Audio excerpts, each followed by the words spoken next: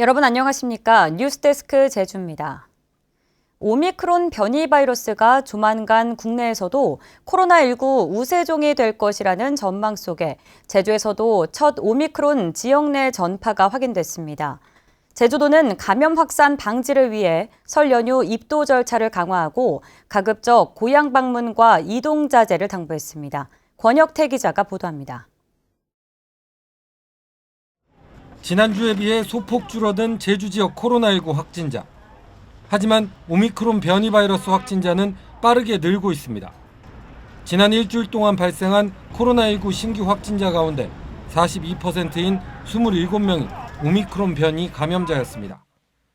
여기에다 오미크론 지역 내 전파 사례도 처음으로 확인됐습니다. 다른 지역에서 온 확진자와 접촉한 도민 2명이 오미크론 변이에 감염된 것으로 확인된 겁니다. 잠복기라든지 전파 가능 기간 등을 고려했을 때 한 1, 2주 정도 뒤인 이번 달 말경에 지역사회 전파가 좀 더 빠르게 이루어질 것으로 추측하고 있습니다. 시기적으로 하루 최대 5만 명이 입도할 것으로 예상되는 설 연휴와 겹치는 상황. 제주도는 감염 확산을 막기 위한 특별 방역 대책을 시행하기로 했습니다. 이르면 이번 주말부터 최대 3차례의 발열 감시 시스템을 통과해야 공항과 항만을 빠져나올 수 있도록 감시 체계가 강화됩니다. 제주공항 선별진료소에서는 28일부터 다음 달 2일까지 입도객이면 누구나 검사를 희망할 경우 진단검사를 받을 수 있습니다. 도내 요양병원과 요양시설에서는 오는 24일부터 2주 동안 사전 예약 방식으로 비접촉 면회만 허용됩니다. 하지만 방역 강화에도 설 연휴 이후 감염자 폭증에 미리 대비해야 한다는 지적이 나옵니다. 그러니까 중증 상태로 전환될 가능성이 높은 분들에 대해서 선제적으로 경구 치료약이 안전하고 효과적으로 처방되고 투여될 수 있도록 하는 여건과 그리고 보다 안전한 재택 치료 시스템이 마련될 필요가 있다고 생각을 합니다. 제주도는 연휴 기간 가급적 고향 방문과 여행 등 이동 자제를 당부하고 방문할 경우에는 백신을 접종하거나 사전 진단검사를 받아달라고 권고했습니다. MBC 뉴스 권혁태입니다. 영리병원 논란으로 사업이 지지부진한 제주 헬스케어타운에 JDC가 의료서비스 센터를 열고 입주기관 맞이에 나섰습니다. 검진센터와 난임치료를 위한 병원을 유치할 예정인데 실제 입주로 이어질 수 있을지 관심이 쏠리고 있습니다. 박혜진 기자가 보도합니다. 서귀포시 동홍동에 위치한 제주 헬스케어타운. JDC가 사업비 296억 원을 들여 세운 지상 3층, 연면적 9,000제곱미터의 의료서비스 센터가 공사를 시작한 지 1년 8개월 만에 준공됐습니다. 1층과 2층에는 KMI 한국의학연구소의 종합건강검진센터가 들어설 예정입니다. 또 3층에는 차병원 바이오그룹의 난인센터 입주를 위한 협의가 진행 중입니다. 헬스케어타운 내에 의료서비스센터가 드디어 준공하게 됐습니다. 앞으로 의료서비스센터는 서귀포 지역 주민들의 의료서비스의 접근성 강화 또는 보장성 강화를 위해서 여러 가지 다양한 기능들을 수행하게 된 그러한 중심적 허브의 역할을 하게 될 것이다. 제주도 전체가 전국적으로 볼 때 건강검진율이 조금 많이 낮은 편입니다. 그래서 특별히 이제 조금 국가 전체적으로 균형 있게 건강검진율을 높여야 될 부분도 있고 해서 저희들이 그런 부분에 좀 기여하고자. 하지만 실제 입주 성사까지는 쉽지 않아 보입니다. 의료법인이 의료기관을 설립하려면 부지와 건물을 직접 소유해야 한다는 관련 지침 때문입니다. 분사무소를 운영할 경우 임차한 건물에서 운영할 수 없다는 제주도의 지침에 따라 차병원의 입주 여부는 아직 미지수입니다. JDC 측은 10년 단위로 부지와 건물을 빌려 병원을 운영할 수 있도록 의료법 지침 개정을 건의한다는 입장입니다. 하지만 제주도 관계자는 지난해 9월부터 개정안 추진은 영리병원 논란 등 여론에 따라 보류됐고 JDC 측의 개정 요구는 있지만 논의된 적은 없다고 밝혔습니다. 영리병원 논란 속에 헬스케어타운의 문을 연 의료서비스센터가 JDC의 의지대로 바이오 헬스의 중심지 역할을 해낼 수 있을지 주목됩니다. MBC 뉴스 박혜진입니다. 제주도가 올해 수소버스를 도입하는 등 본격적인 그린 수소 정책을 펼치며 오는 2050년까지 온실가스 배출 제로 계획을 세웠는데요. 구체적인 방법과 대안은 부족해 현실성이 없다는 비판이 나오고 있습니다. 김항섭 기자의 보도입니다. 지난 2018년 제주 지역 온실가스 배출량은 673만 톤, 1990년 178만 톤에 비해 3배 가까이 늘었습니다. 자동차를 비롯해 관광객과 인구 등이 증가하면서 오는 2050년에 온실가스 배출량은 1000만 톤을 넘어설 전망입니다. 제주 지역의 온실가스 배출량 가운데 절반 이상은 자동차와 버스, 화물차 등 수송 분야에서 발생하고 있습니다. 이 같은 온실가스 배출량 급증에 제주도가 온실가스 감축 계획을 내놨습니다. 오는 2050년까지 온실가스 배출량의 54%를 차지하는 수송 분야에서 전기차와 수소차의 보급을 확대하고 대중교통과 트램 등을 활성화해 온실가스 410만 톤을 감축한다는 겁니다. 또 풍력과 태양광 등 신재생 에너지의 발전 설비 효율을 66% 늘리고 남는 전력을 저장하고 활용하기 위한 에너지 저장 장치 개발과 그린 수소 생산을 통해 온실가스 518만 톤을 줄인다는 계획입니다. 여기에다 도시숲 조성과 친환경 농축산 시스템 도입 등을 통해 오는 2050년 제주 지역 온실가스 배출량을 제로로 만들겠다는 목표입니다.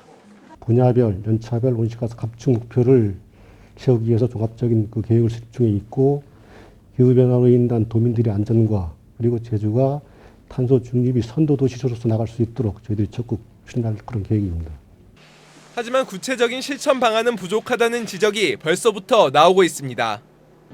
자동차와 선박, 비행기의 연료를 전기와 수소로 전환하겠다는 방안이 제시됐을 뿐 실제 대중교통 이용률을 높이고 보행 환경을 개선하기 위한 구체적인 계획은 제시되지 못했다는 겁니다.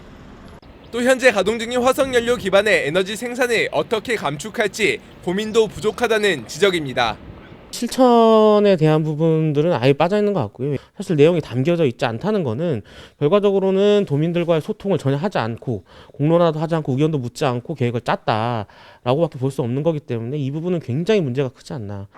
계속해서 늘어나는 자동차와 관광객 등으로 탄소 배출이 오히려 늘어날 것이란 전망 속에 제주도의 2050 온실가스 배출 제로 계획이 실효를 거둘 수 있을지 주목됩니다. MBC 뉴스 김항섭입니다.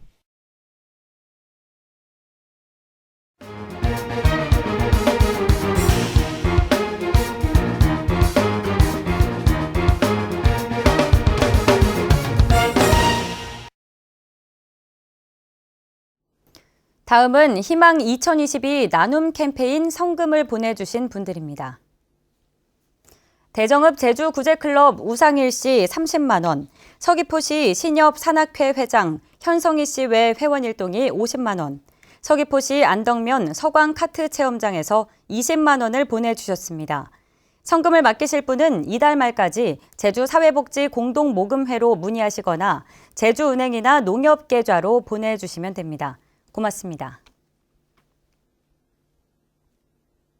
제주도는 도내 소상공인 6만여 명을 대상으로 경영회복지원금을 지급하기로 하고 오는 27일부터 신청을 받습니다. 지원 규모는 357억 원으로 프리랜서와 예술인, 법인 택시기사 등 특수 형태 근로 종사자들에게도 심사를 거쳐 지원금을 지급할 계획입니다. 한편 제주도 소상공인연합회는 성명을 내고 생계 위기에 내몰린 소상공인들을 위한 제주도의 이번 경영회복 지원금 지급 결정을 환영한다고 밝혔습니다.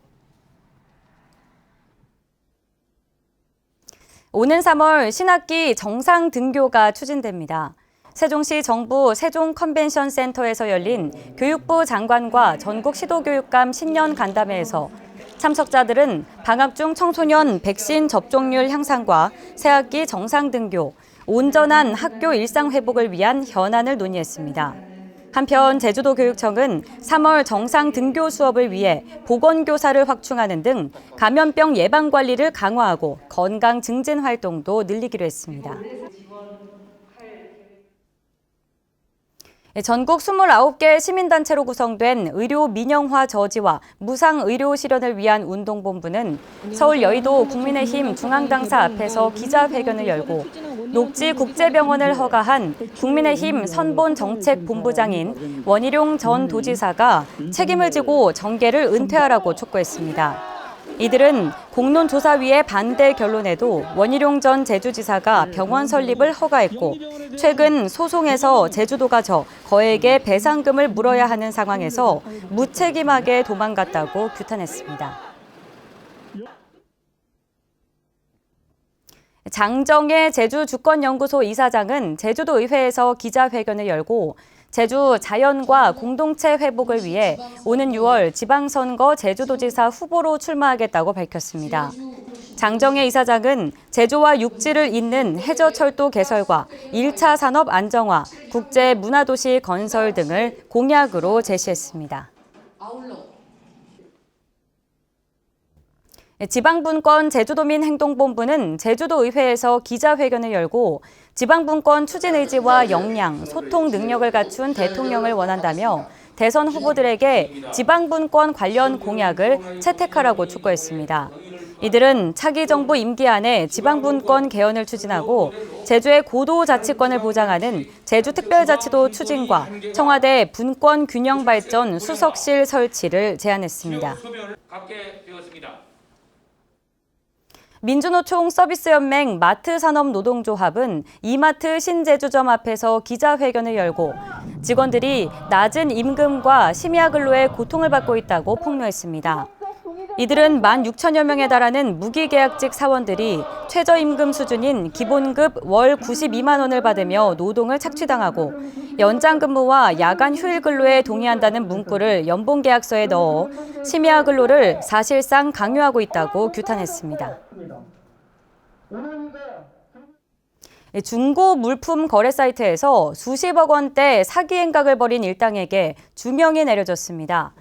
제주지방법원 형사 2부는 범죄단체 조직 등의 혐의로 구속 기소된 39살 정모 씨에게 징역 15년과 추징금 7억 원을, 또 다른 주범 41살 유모 씨에게는 징역 14년에 추징금 4억 원을 선고하고 조직원 36살 강모 씨에게는 징역 6년과 추징금 1억 원을 선고했습니다. 이들은 지난 2014년 7월부터 중고 물품 거래 사이트에서 명품 시계와 상품권, 전자기기 등을 판다고 속여 구매자 5,600여 명으로부터 56억 원을 가로챈 혐의로 재판에 넘겨졌습니다. 제주지방법원 형사 2부는 고교 동창과 지적장애를 앓고 있는 아내를 수차례 성폭행한 혐의로 구속 기소된 44살 A씨에게 징역 7년을 선고하고 고교 동창 B씨에게는 징역 5년을 선고했습니다. 뉴스를 마칩니다. 고맙습니다.